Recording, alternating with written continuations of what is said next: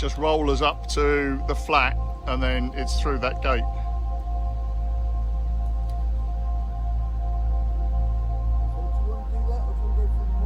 I would go through the lock, they'll be up in a minute. See their heads now.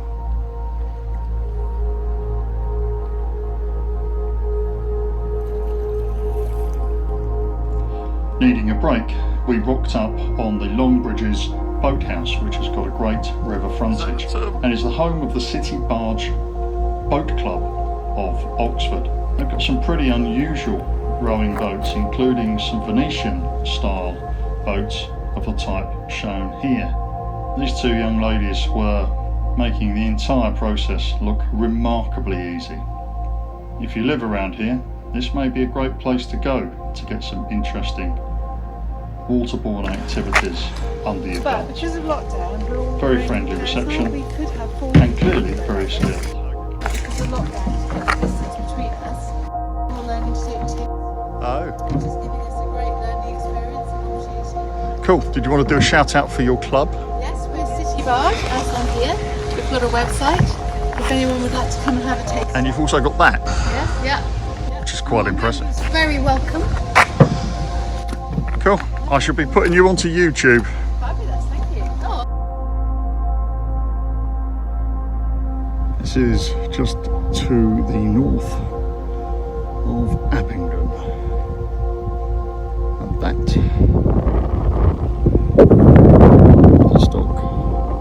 And I am going backwards.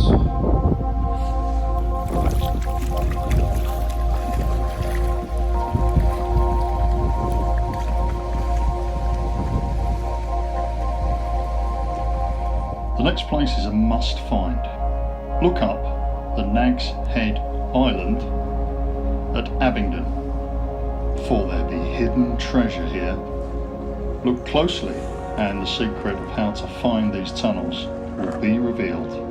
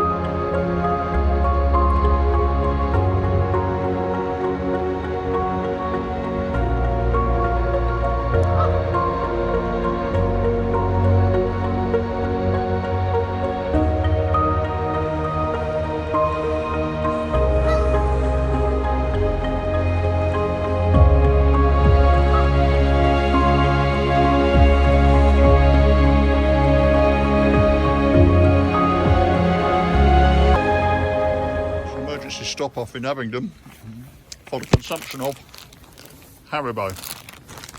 We're both knackered. Been working into the wind. We've had locks rather, where the power was out.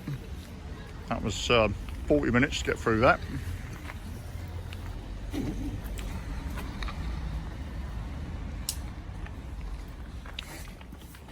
And we've still got 10 miles to go to get to the hotel, which is unlikely. But there we go. We'll be cracking on shortly.